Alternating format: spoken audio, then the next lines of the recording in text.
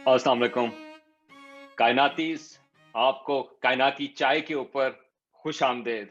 आज मेरे साथ स्पेशल मेहमान हैं अरसलान आदिल। ये कैलिफोर्निया में है, मैं यहाँ पर मैसाचुसेट्स में हूँ और आप सब लोग पूरी दुनिया में मौजूद हैं। तो ये एक अच्छी बात है कि हम इस किस्म के प्रोग्राम जो हैं वो पूरी दुनिया में उसको लिंक कर देते हैं। तो अभी हम अरसलान के सिलसिले में अभी हम और बात करेंगे, लेकिन मैं इनको थोड़ा-सा मैं ब्रीफली इनको मैं इंट्रोड्यूस कर दूँ। अरसलान जो हैं, इन्होंने बैचलर्स की है मैथमेटिक्स और फिज़िक्स में ऑनर्स के साथ ऑनर्स प्रोग्राम में यूनिवर्सिटी ऑफ रिचमंड में और आजकल ये पीएचडी कैंडिडेट हैं यूनिवर्सिटी ऑफ कैलिफोर्निया, डेविस में। तो अरसलान, खुश-आमदीद।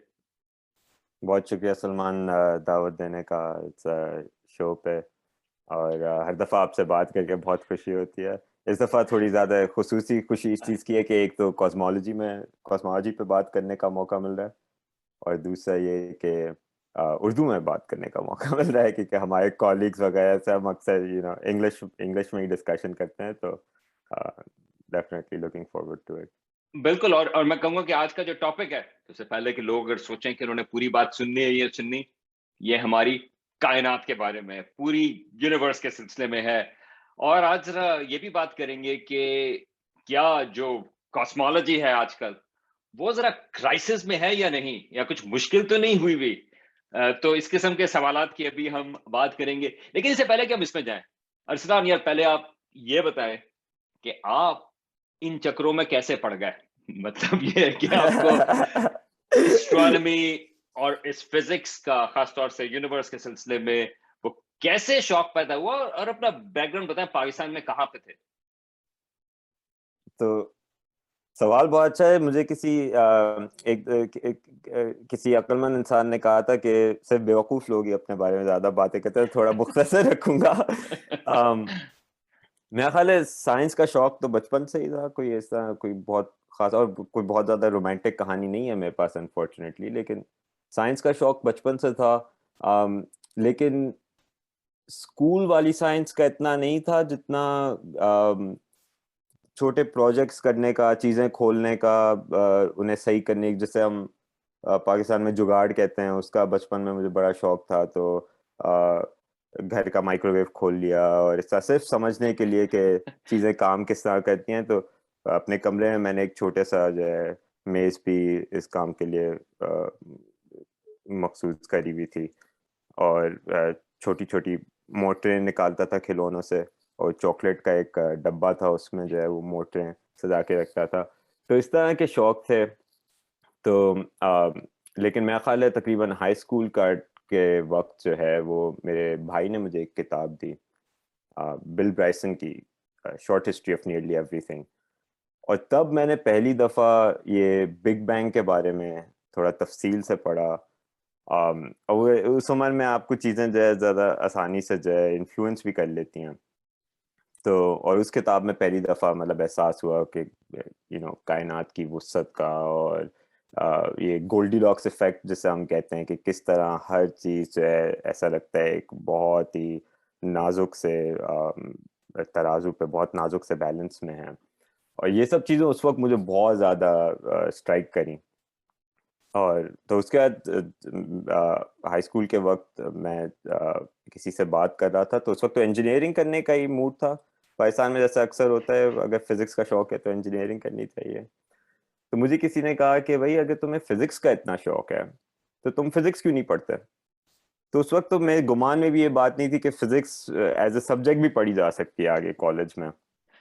और फिर बस अज़ीज़ों की दुआएँ हैं कि यहाँ यूनिवर्सिटी ऑफ रिचमंड में मेरा दाखिला हुआ, वहाँ फ़िज़िक्स पढ़ी और फिर बहुत खुशकिस्मत था कि पहले साल में ही मैं रिलेटिविटी का एक कोर्स लिया और उस कोर्स में पहली दफ़ा आइंस्टाइन्स रिलेटिविटी जब पढ़ी तो मुझे एहसास हुआ कि ये जो है ये सब्जेक्ट वाक़ई मैं आगे पढ़ता रहना चाहता हूँ। और मेरा ख़्याल है फ्रेशमन ईयर फर्स्ट ईयर में ही मैं डिसाइड कर लिया था कि पीएचडी करनी है मुझे इवेंचुअली। तो इस तरह इन चक्करों में पड़े। ज़बरदस्त! अरे और एक ऐसी चीज़ है कि मैं खुद भी मैं पाकिस्तान में मैं भी इंजीनियरिंग कॉलेज यूनिवर्सिटी में पहले गया था क्योंकि सही, मुझे भी सही, शौक सही। था एस्ट्रोनॉमी का। बिल्कुल। तो पहले मैं इंजीनियरिंग में गया और फिर उसके बाद फिर मुझे यहाँ पे आने का मौका मिला और वही तो कहानी एक लिहाज से सिमिलर हो जाती है।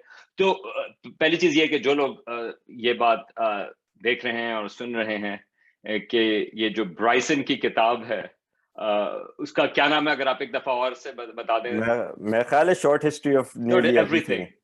हाँ, हाँ, शॉर्ट हिस्ट्री ऑफ बिल्कुल। Nearly everything. अब वो ठीक एक है। अच्छी किताब है, फ्लो उसका बहुत अच्छा है, he is a very good writer.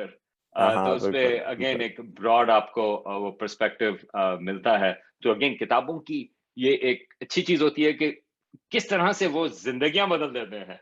You know कि आपका बिल्कुल, शौक उसी बिल्कुल, से लफ्ज़ों से जो है वो बन जाता है। अच्छा, तो बिल्कुल। अभी आपकी जो स्पेसिफिक रिसर्च है, अभी मैं उसकी तरफ तो मैं भी आता हूँ क्योंकि वो बहुत दिलचस्प है, राइट? लेकिन आई मीन ऑब्वियसली जिस तरह अभी आपने कहा, इसका ताल्लुक जो है वो आइंस्टाइन की थ्योरी ऑफ जनरल रिलेटिविटी से भी है, इसका ताल्लुक जो है वो कायनात से भी है। तो इससे पहले कि हम ज़रा डिटेल्स की बात करें, अगर मैं आपसे पूछूं कि आज का अगर हम कहें, हमें अपनी कायनात के बारे में क्या पता है कि ओवरऑल कॉस्मोलॉजी जो है जिसको जो कायनात का इल्म है एक लिहाज से और उसमें हमें क्या चीजें पता हैं इन जनरल। तो एक लिहाज से जो है हमें जैसा स्पेशली मेरा ख्याल है जब हम एक पॉपुलर लेवल पे बात करते हैं कॉस्मोलॉजी के बारे में तो ऐसा लगता है कि हमें सब कुछ फिगर आउट कर लिया है, सब कुछ पता है, पर एक लिहाज से हमें बहुत कुछ नहीं पता। तो मैं शुरू करता हूँ क्या चीज़ें हमें नहीं पता, जो हमें पता है कि हमें वो चार नोन्स होते हैं। तो जो अननोन नोन्स हैं, तो एक जो बहुत बड़ा अननोन नोन है, हमें पता है कि कायनात में डार्क एनर्जी है। वो किस तरह पता है इसके बारे में थोड़ी देर में बात कर लेते हैं, लेकिन हमें ये नहीं पता कि डार्क एनर्जी का नेचर क्या है। और डार्क एनर्जी जो कायनात में तमाम मादा मैटर जो है, जितने तमाम एनर्जी है यूनिवर्स में, उसका तकरीबन 70% एनर्जी जो है डार्क एनर्जी में है। और हमें नहीं पता डार्क एनर्जी का बुनियादी फंडामेंटली बुनियादी तौर पे नेचर क्या है, और अलग अलग साइंस है जिनकी वजह से हमें लगता है डार्क एनर्जी है। तो ये चीज़ हमें नहीं पता, भाई हमें पता है हमें नहीं पता। डार्क मैटर एक और चीज जिसके हमें साइंस नजर आते हैं, लेकिन अब बुनियादी तौर पे फंडामेंटल फिजिक्स का नेचर क्या है, फंडामेंटली इसका नेचर क्या है डार्क मैटर का, ये बात भी हमें नहीं पता। हमें लगता है कि हमारे पास एक अच्छा अंदाजा है कि कायनात की उम्र क्या है। मैं देखा आपकी वीडियोस में भी आप भी अक्सर मेंशन करते हैं 14 अरब साल, और मैं जो काम कर रहा हूँ वो भी इस टॉपिक से रिलेटेड है। कि क्योंकि वो भी उसका भी ताल्लुक इससे है कि कायनात किस रफ्तार से एक्सपैंड करी है, वो हमें बताती है कायनात की उम्र क्या है। तो उसके बारे में हमें आइडिया है। और फिर जो तमाम पोजीशन है कायनात की, यानी कि हम इंसान, मेज, सितारे, कहकशाएं, हर चीज जो हम देख सकते हैं, हमें ये पता है कि वो सिर्फ तकरीबन 4% टोटल एनर्जी है कायनात की। और फिर ये सब चीजें अगर हम एक कोई मॉडल फर्ज करें, अस्यूम करें कोई मॉडल, तो इन अलग अलग अज्जा को लेके हम पूरी कॉस्मिक हिस्ट्री, यानी कि कायनात का पूरा माजी रिकंस्ट्रक्ट कर सकते हैं। और जैसे आपको पता है फिजिक्स में, क्योंकि फिजिक्स के लॉज जो हैं वो टाइम पे नहीं डिपेंड कर, वक्त पे नहीं डिपेंड करते, तो अगर आपको किसी चीज का माजी पता है तो आपको फिर उसका मुस्तकबिल भी पता है। तो मैं अगर आपको एक मिनट के तो अगर मैं इसको समराइज करूं जो अभी आपने कहा कि देखिए हमें एक ये तो पता है कि हमारी कायनात जो है वो फैल रही बिल्कुल। है। अच्छा, और हमें ये भी पता है कि जब हम देखते हैं कि हमारा जो जितने भी सितारे हैं, जितनी भी कहकशाएं हैं, जितनी भी उन चीजों को देखते हैं वो सिर्फ 4% है, बिल्कुल। राइट? और आपने कहा कि बाकी चीजें जो हैं वो डार्क मैटर है, जिसके बारे में हमें ये नहीं पता कि वो एग्जैक्टली क्या है, लेकिन हम उसका अखज़ कर सकते हैं कि वो है, ठीक है? सही। और वैसे डार्क मैटर का जो वीडियो है वो एक कायनाती गपशप का भी मौजूद है, अगर आपने पता करना हो बिल्कुल। डार्क मैटर क्या है। और फिर आपने ये कहा कि डार्क एनर्जी है, जो कि फ़र्क है, डार्क एनर्जी और डार्क मैटर अलग-अलग चीज़ें हैं और उसके बारे में भी वैसे कायनाती गपशप का वीडियो है। मैं ज़रा प्लग बिल्कुल। कर दूँ ज़रा वीडियोज़ भी। नहीं, नहीं, तो बिल्कुल सही। ठीक है, तो वो जो 70% है वो डार्क एनर्जी है। लेकिन हमें ये पता है कि हमारी कायनात फैल रही है। हमें क्या हमें ये पता है कि हमारी कायनात जो है वो तकरीबन 14 अरब साल पहले शुरू हुई थी? क्या हमें ये पता है? जी, बिल्कुल पता है, लेकिन इसमें जो है जो अलग-अलग मेजरमेंट्स हैं उनकी डिस्क्रिपेंसीज हैं, मतलब उनके बीच में एक तसादुम सा है। वो तो एक्यूरेसी के ऊपर एग्ज़ैक्ट बिल्कुल, उसमें, लेकिन रफली बिल्कुल, लेकिन ठीक है, रफली 14 अरब साल। ठीक जी, है। और लेकिन हमें ये नहीं पता कि डार्क मैटर क्या है और हमें ये नहीं पता कि डार्क एनर्जी क्या है। क्या बिल्कुल। ये समरी जो है वो ठीक होगी हमारी कायनात के बारे में? अगर पूछें कि अब हमें कायनात के बारे में क्या पता है? तो आप ये कहेंगे कि हमें ये 2 बड़ी चीज़ें फैल रही है, उसकी रफ़ उम्र क्या है वो हमें पता है, लेकिन वो 2 बड़ी चीज़ें हैं, डार्क मैटर जो बहुत सारा ज़्यादातर जो मादा है वो डार्क मैटर है, वो उसका हमें नहीं पता, और डार्क एनर्जी जो ज़्यादातर कायनात की एनर्जी है उसके बारे में हमें नहीं पता है। तो ये एक्यूरेट होगा? बिल्कुल, बिल्कुल, मेरा ख़्याल है एक्यूरेट होगा। और एक और चीज़ मैं कहना चाहूँगा कि मेरा एक पर्सनल इंटरेस्ट है, वो ये है कि हमें नहीं पता कि सिर्फ़ हमारी एक कायनात है या और भी बहुत सारी कायनातें हैं। लेकिन फिर मेरा ख़्याल है गुफ्तगू एक अलग सिमत में चली जाएगी। पर मेरा ख़्याल है वो भी एक बड़ा इंटरेस्टिंग क्वेश्चन कि हम बाकी दुनियाओं की बात करते हैं, एलियन लाइफ़ की बात करते हैं, लेकिन हम हर चीज़ अपनी कायनात के एक चारदीवारी के अंदर अपनी अपनी कायनात के बारे में सोचते हैं। लेकिन ऐसा भी हो सकता है कि और कई कायनातें हों। जिस तरह हमारी हमारा जगह। पहले ख्याल था कि हमारी खाली अपनी कहकशां जो है वो सिर्फ़ एक ही कहकशां है, लेकिन अब हमें बिल्कुल, पता चला कि बहुत सारी और कहकशाएँ भी हैं, बल्कि अरबों, खरबों कहकशाएँ हैं। तो बिल्कुल। अ, अब आप मुझे ये बताएँ कि अभी काफ़ी ज़िक्र आता है और बहुत सारे लोगों का इस चीज़ में इंटरेस्ट भी है कि ठीक है, डार्क मैटर और डार्क एनर्जी का हमें एग्ज़ैक्टली नहीं पता। लेकिन लोग फिर ये बात करते हैं कि कॉस्मोलॉजी, ये जो इल्म है कायनात का एक लिहाज से, कि उसमें कुछ क्राइसिस भी है।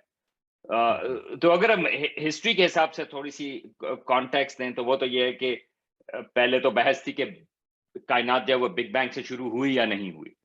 लेकिन काफ़ी सारी चीज़ें हमें पता चलना शुरू हुई कि नहीं, ये तो हमें काफ़ी हद तक हमें पता है कि 14 अरब साल पहले हमारी कायनात जो है वो फैलना शुरू हुई थी। अ, और एक वक़्त ये था कि बहुत सारी प्रेडिक्शंस उसकी कामयाब होती चली गई, और ये था कि सही, हमें काफ़ी बिल्कुल, कुछ पता चल गया है। तो हमारा एक स्टैंडर्ड मॉडल है कॉस्मोलॉजी का, राइट? बिल्कुल। तो अब आप ये बताएँ, और मेरा ख़्याल है कि यहाँ पे आपकी अपनी रिसर्च जो है उसके भी करीब हम पहुँच जाते हैं। तो ये क्यों लोग कह रहे हैं कि आजकल जो है थोड़ा-सा एक इल-एट-ईज़ हैं लोग कि थोड़ी-सी चीज़ें जो हैं वो सही नहीं बन रही। तो क्या क्राइसिस है? क्या मसला हुआ हुआ है? तो इसका जवाब देने के लिए कहानी हमें 14 अरब साल पहले से शुरू करनी पड़ेगी। ठीक है, तो लेकिन याद रखें कि हमारे पास 14 अरब साल मौजूद नहीं, तो टाइम के हिसाब से कब होगा, लेकिन हाँ, बात शुरू आप बिल्कुल 14 अरब साल पहले करें। बिल्कुल, तो 14 अरब साल पहले बिग बैंग के फ़ौरन बाद कायनात जो है, हमें लगता है कि कायनात अज़ल से फैल रही है, एक्सपैंड कर रही है। और ये जो एक्सपेंशन रेट है, यानी कि जिस रफ़्तार से कायनात फैल रही है, वो रफ़्तार अलग-अलग लम्हात पे फ़र्क थी। तो इसका असर क्या होता है? इसका असर ये होता है कि अगर आज मैं यहाँ दुनिया पे खड़ा किसी और सितारे या कहकशां को देख रहा हूँ, तो हम ये देखते हैं कि वो कहकशां हमसे आहिस्ता-आहिस्ता दूर होती चली जा रही है। अब ये जो कहकशां हमसे दूर हो रही है, ये कोई उसकी अपनी इंट्रिंसिक वेलोसिटी यानी अपनी कोई बुनियादी रफ्तार की वजह से नहीं है, बल्कि इसलिए है क्योंकि हमारे दरमियान स्पेस एक्सपैंड कर रही है। यानी कि अगर आप इमेजिन करें मैं और आप एक गुब्बारे पे खड़े हुए हैं और कोई गुब्बारा वो फुलाने लगे, तो मैं और आप कहीं चल नहीं रहे, लेकिन मुझे ऐसा लगेगा कि आप मुझसे दूर होते चले जा रहे हैं क्योंकि गुब्बारा फैल रहा है। यानी आप मुझसे जी। हमारे बीच स्पेस बढ़ती जा रही है। लेकिन 1990s में मेरा ख्याल है आप भी इसकी तरफ इशारा कर रहे थे कुछ देर पहले। 1990s में हमने ये डिस्कवर किया कि मैंने तो कुछ नहीं किया, मैं तो उस वक़्त पैदा भी नहीं हुआ था, लेकिन आप लोगों ने जो हमारे बुज़ुर्ग हैं उन्होंने डिस्कवर किया कि ना सिर्फ़ कायनात फैल रही है, बल्कि जिस रफ़्तार से वो कायनात फैल रही है, वो रफ़्तार बढ़ती चली जा रही है। इसे हम कॉस्मिक एक्सेलरेशन कहते हैं। क्योंकि बिल्कुल इस तरह अगर आप गाड़ी जो है वो आप रेस ज़्यादा दें तो एक्सेलरेट करने लगती है। तो वो स्पीड जिससे ये कायनात जिससे बाकी कहकशाएँ और सितारे हमसे दूर हो रहे हैं, वो स्पीड बढ़ती जा रही है। और इस स्पीड को, इस रफ्तार को हम कहते हैं हबल्स कांस्टेंट। अब जो तमाम टेंशन है कॉस्मोलॉजी में वो ये है कि ये हबल कांस्टेंट जो रफ्तार है हमारी एक्सपेंशन की, हमारी कायनात की एक्सपेंशन, जो कि पूरी कायनात में एक ही है, यानी आज हमारी जगह पे भी यही है, एंड्रोमेडा में भी अगर आप जाके मेजर करेंगे इस एक्सपेंशन रेट को तो वही होगी। तो ये रफ्तार जो है ये दो बहुत मुख्तलिफ तरीकों से मेजर की जा सकती है, और जब आप इसे इन दो मुख्तलिफ तरीकों से मेजर करते हैं तो इसके बीच में आपको ये डिस्क्रेपेंसी नजर आती है, और ये बहुत सीरियस डिस्क्रेपेंसी है। नंबर्स की तरह अगर बात करें तो बहुत ज्यादा नहीं है, एक तरीके से हमें पता चलता है 68 है, एक से पता चलता है 74 है, लेकिन मैंने आपको अनसर्टेनिटी नहीं बताई, और साइंस में सारी गेम स्टेटिस्टिक्स की होती है, तो हम कहते तो हैं कि टेंशन बहुत स्टेटिस्टिकली सिग्निफिकेंट है। ठीक, तो अगर हम वो गुब्बारे वाली बात करें, हाँ, आप ये बात कर रहे हो कि ये जो गुब्बारा है ये फैल रहा है, और हमें ये पता है कि वो जो गुब्बारे के फैलने की स्पीड है, और ये एनालॉजीज में मसला ये होता है कि वो एग्जैक्ट नहीं होती, लेकिन अगर सही हम इसको सही। इमेजिन करें कि वो जो है वो उसकी स्पीड एक्सपेंशन की जो है, एक्सपैंड तो वो कर रहा है, लेकिन एक्सपेंशन की स्पीड जो है वो ज्यादा ज्यादा ज्यादा ज्यादा ज्यादा होती चली जा रही है जैसे जैसे टाइम गुजरता जा रहा है, बिल्कुल और इसको हम कॉस्मिक एक्सेलरेशन कहते हैं। अब आप जिस चीज की बात कर रहे हैं कि वो जो मसला हुआ है वो ये है कि ये जो एक्सपेंशन है, सवाल ये है कि इसको हम किस तरह से मेजर करें, राइट? आई मीन कोई चीज हमें चाहिए कि हम उसको जो है वो स्पीडोमीटर जो है, जिस तरह अगर हम गाड़ी के हिसाब से बात कर रहे हैं तो हमारे बिल्कुल पास वो स्पीडोमीटर है। तो आपका कहने का मकसद ये है कि दो मुख्तलिफ तरीके हैं जो आपको दो दो मुख्तलिफ स्पीडोमीटर हैं, एक ए बिल्कुल। है और एक बी है, और हमें ये पता चल रहा है कि ए कह रहा है कि यार ये तो एक्सेलरेशन है 68 यूनिट्स की बात अभी छोड़ दें, और बी जो कह रहा है कि वो 70 है, और ये मसला हुआ है कि दो अलग अलग हैं। क्या मैं समराइज सही कर रहा हूँ बात? बिल्कुल बिल्कुल सही समराइज कर रहे हैं। और मैं ये कहूंगा कि इसमें एक छोटी सी बात जो मैं कहना भूल गया पहले, वो ये कि इसमें जो हैरान कुन बात है वो ये है कि एक, एक कॉस्मिक एक्सेलरेशन हो क्यों रही है, ये बात हमारे गुमान में लाना थोड़ी मुश्किल है, क्योंकि हम जो है वो जो बाकी तमाम बुनियादी कुव्वतें जो फंडामेंटल फोर्सेस हैं उसमें स्पेशली कॉस्मिक स्केल्स पे जो सबसे रेलेवेंट है वो है ग्रेविटी। ग्रेविटी क्या है? ग्रेविटी हमें जमीन पे टिकाए रखती है, या जिस वजह से अर्थ जो है वो सूरज का तवाफ कर रहा है। ये तो ग्रेविटी चीजों को आपस में जमाती है, आपस में करीब लाती है, लेकिन यहाँ पे कुछ उल्टा हो रहा है। यहाँ पे बजाय इसके कि वो रफ्तार, जो एक्सपेंशन की रफ्तार कम हो जो कि ग्रेविटी करेगी, एक कोई एंटी ग्रेविटी है किसी किस्म की जो हमें नहीं पता, उस एंटी ग्रेविटी को एक तरह से समझ लीजिए हम नाम देते हैं डार्क एनर्जी का। Right. अम, तो इसलिए मैं जो काम भी कर रहा हूँ वो डार्क एनर्जी की नेचर पे है।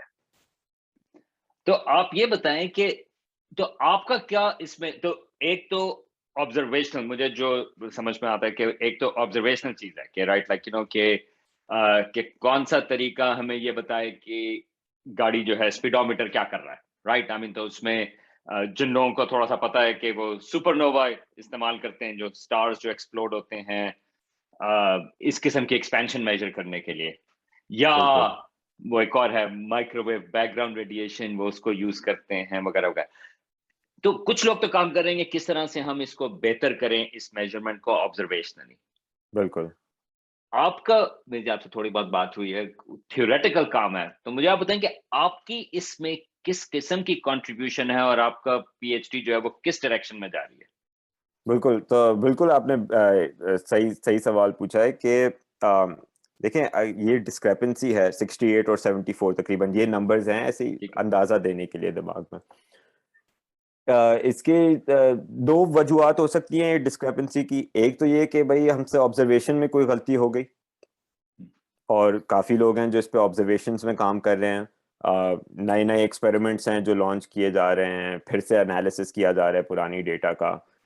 तो वो बिल्कुल एक पॉसिबिलिटी है, लेकिन उसके चांसेस कम होते जा रहे हैं, क्योंकि कई सालों से इस पे टेस्टिंग चल रही है, और बार बार जो है वो नए एक्सपेरिमेंट्स ये कंफर्म कर रहे हैं डिस्क्रेपेंसी, इसीलिए और इतनी सीरियस टेंशन है। और मैं कहूँगा क्योंकि मेरी पीएचडी जो है वो ऑब्जर्वेशनल एस्ट्रोनॉमी की थी, तो मैं ये भी कहूँगा कि ऑब्जर्वेशन जो है वो गलत नहीं होती हैं। हम लोग जो है वो सही काम करते हैं। कि आप लोगों का मसला ज़्यादा है थ्योरेटिकल वालों का। नहीं, और हमें उम्मीद भी यही होती है कि आप लोग सही काम कर रहे हैं, क्योंकि ये असल में देखिए ये जो टेंशन, जैसे हम टेंशन कह रहे हैं, ये हमारे लिए तो बड़ा एक्साइटिंग काम है एक थ्योरिस्ट के लिए, क्योंकि हमारी जो नई थ्योरीज होती है उन्हें टेस्ट करने का तरीका ही ये है। आइंस्टाइन की जो थ्योरी थी उसका सबसे पहला टेस्ट क्या था कि वो मर्क्यूरी की जो ऑर्बिट थी उसमें एक बहुत छोटी सी टेंशन थी, वो भी एक, और उसकी वजह से एक पूरी नई थ्योरी, एक पूरी नई दुनिया खुल गई हमारे लिए फील्ड ऑफ फिजिक्स में, है ना। तो हमारे लिए तो बहुत एक्साइटिंग टाइम है। मेरे लिए अब मेरी इसमें, मैं एडवाइजर एंडी ऑलब्रेक्ट, हमारी इसमें क्या कंट्रीब्यूशन है कि हमने सोचा कि डार्क एनर्जी की, अगर हम, क्योंकि मसला लगता है कि डार्क एनर्जी के साथ हो सकता है, क्योंकि हमें पता ही नहीं कि वो चीज़ क्या है, फंडामेंटली हमें पता नहीं डार्क एनर्जी क्या है। तो हो सकता है कि अगर हम ये इस बात का जवाब ढूंढ लें कि डार्क एनर्जी की फंडामेंटली नेचर क्या है, हो सकता है वो ये मसला हल कर ले। या अगर इसे दूसरी तरफ से देखा जाए, तो अगर हम कोई ऐसा मॉडल ढूंढें डार्क एनर्जी का जो कि ये मसला हल कर देती है, तो उसका मतलब ये होगा कि data, current model current model जैसे कॉस्मोलॉजिकल कांस्टेंट या लैम्बडा सीडीएम कहते हैं, कि हमारे मॉडल को एक तरह से बर्तरी हासिल है करंट मॉडल पे। तो हमारा मॉडल जो है वो, मैं आपने देखा था डार्क एनर्जी की, आपने जो वीडियो बनाई थी उसमें आपने क्विंटेसेंस का जिक्र किया था। तो ये भी एक क्विंटेसेंस कहलाती है। तफसीलात तो थोड़ी ज़्यादा जो है वो, मैं बोर नहीं करना चाहूँगा ऑडियंस को इसके साथ, लेकिन क्विंटेसेंस नाम है उसका, और ये वही चीज़ है वही, इसका नेचर वही है जिसकी वजह से पहले सेकंड भी ज़्यादा होगा। जब कायनात का साइज एक चावल के दाने जैसा था, उस वक्त जिस चीज ने कायनात को अपने करंट साइज, अपने ये जो अभी मौजूदा साइज है उसके करीब लेके गई, इन्फ्लेशन, ये उससे रिलेटेड है। और लगता ये है कि थोड़ी बहुत ये टेंशन कम कर सकता है जो हमारा मॉडल है, लेकिन कंप्लीटली रिजॉल्व नहीं कर सकता, पूरी तरह से ख़त्म नहीं कर सकता। लेकिन अभी भी इसमें और बहुत काम बाकी है। और भी बहुत सारी चीज़ें हैं जो हम ट्राई कर रहे हैं इसके साथ, और देखें कहाँ पे पहुंचते हैं। तो एक लिहाज से आई मीन जो सबक इसमें होता है कि एक तो ये है कि ऑब्जर्वेशंस खाली ऑब्जर्वेशंस काम नहीं करती हैं। ऑब्जर्वेशंस के साथ आपको थियोरेटिकल मॉडल बनाना पड़ता है कि आप समझ सकें कि वो ऑब्जर्वेशंस आपको क्या बता रही हैं, राइट। और आई थिंक वो जो मल्टीपल मॉडल्स हैं, इसी वजह से डार्क एनर्जी जो है वो एक एक्सप्लेनेशन है ऑब्जर्वेशंस की एक लिहाज से। बिल्कुल। लेकिन डार्क एनर्जी का क्या स्पेसिफिक मॉडल है, वो एग्जैक्टली किस किस्म से है, उसकी डिटेल्स के ऊपर जो है बहुत सारी जरूरत है। क्योंकि और मेरा ख्याल है आप जो है वो इसी चीज के ऊपर काम कर रहे हैं। बिल्कुल। और और दूसरी चीज, हाँ बताएं। मैं एक बात ये कहने लगा था कि ये इस जो प्रिसिजन है, कि मतलब जो एग्जैक्ट डिटेल्स हैं मॉडल की, ये इसलिए ज़रूरी हैं क्योंकि, और अगर हो सके मैं आपसे दरख्वास्त करूंगा कि वो एक सीएमबी का आप मैप अगर वीडियो में लगा तो सकें, एक कॉस्मिक माइक्रोवेव बैकग्राउंड। के जो दो मेजरमेंट्स की हमने बात करी, एक तो ये कि आपने, अब आप देखें मेजर करना चाह रहे हैं कि कायनात की एक्सपेंशन रेट क्या है, किस रेट से चीज़ें हमसे दूर हो रही हैं। तो एक तरीका तो ये जो आपने बिल्कुल बहुत अच्छी तरह मेंशन किया कि सितारों को आपने एक तरह से देख लिया है, किस रफ्तार से, स्पीडोमीटर लेके एक तरह से किस रफ्तार से आपसे दूर होते जा रहे हैं। दूसरा तरीकेकार जो है वो ये है कि जब कायनात बहुत यंग थी, बहुत कम उम्र थी, सिर्फ 3 लाख साल, उस वक्त कायनात में एक पहली रोशनी क्रिएट हुई, जिसे हम कॉस्मिक माइक्रोवेव बैग है। उससे पहले कायनात में गुप अंधेरा था, और वो रोशनी जो है, जो पहली रोशनी है, वो 14 अरब साल, तकरीबन 13.5 अरब साल सफर करके हम तक आज पहुंच रही है, और हम आज उसे मेजर कर रहे हैं। और अब ये भी बड़ी अजीब बात है कि इतनी पुरानी लाइट को मेजर करके हम आज की एक्सपेंशन रेट किस तरह पता लगा सकते हैं। तो अगर आप वो मैप देखें तो उसमें बहुत, वो दानेदार है, उसमें छोटी छोटी वेरिएशंस हैं, और वो वेरिएशंस हमने बहुत प्रिसाइज लेवल पे मेजर कर लिए हैं। तो वो ऑब्जर्वेशनलिस्ट का कमाल, जैसे आप कह रहे थे। और क्योंकि वो मेजरमेंट्स इतनी प्रिसाइज हैं, जो तमाम थ्योरीज हैं अगर उन्हें डेटा फिट करनी है तो अव्वल सबसे पहले ये कॉस्मोलॉजिस्ट का लैब है, क्योंकि ये पहली रोशनी है। सबसे पहले उन्हें वो जो छोटे दाने हैं वो उसकी डिस्ट्रीब्यूशन, उसकी जो जिस तरह से वो स्प्रेड हुए हैं वो रिप्रोड्यूस करनी है, और वो करना बहुत मुश्किल काम है। हाँ, और मैं कहूँ कि एक तरह से पहली रोशनी नहीं, पहली रोशनी जो हमारी कायनात में हम देख सकते हैं, क्योंकि पहले जो है वो बहुत घनी थी हमारी जो हाँ कायनात है। मैं थोड़ा-सा वो डिस्टिंक्शन, क्योंकि लोगों का ख्याल होगा कि अच्छा तो बिग बैंग वहाँ से हुई नहीं, बिग बैंग तो पहले हो गई थी, लेकिन वो इतनी घनी थी कि रोशनी जो है वो कहीं जा नहीं सकती थी, वो फ़ौरन से एब्ज़ॉर्ब हो जाती थी। तो बिल्कुल सही 3 कह लाख रहे के हैं, साल बिल्कुल के सही बाद कह जो रहे है हैं। वो रोशनी जो है वो फैलना शुरू हुई, तो आज हम उसको देख सकते हैं, और ये जो मैप है, ये उस जी पहली दफा जब रोशनी फैलना शुरू हुई है, उस रोशनी का एक लिहाज से उसका एक मैप है। बिल्कुल, और कहने का मकसद ये है कि अगर आप उस वक्त जिंदा होते कायनात में तो आपको गुप अंधेरा दिख रहा होता। बिल्कुल, बिल्कुल। अच्छा, तो अब ये जो आपका जो पीएचडी का काम है, आई मीन हर एक को उम्मीद यही होती है कि आप जो है वो उस प्रॉब्लम को सॉल्व कर देंगे, और ये ऐसी उम्मीद बिल्कुल होनी चाहिए। तो आपका ख्याल है कि ये जो अब नई टेलीस्कोप्स आ रही हैं, जिस तरह जेम्स वेब स्पेस टेलीस्कोप है और मिशंस भी हैं, आपका ख्याल है कि ये जो आपके मॉडल्स हैं, उनको हम टेस्ट कर सकेंगे कि क्लियरली कि अच्छा ये आपके मॉडल की प्रेडिक्शन है और क्या वो ऑब्जर्वेशन से मैच करती हैं या नहीं?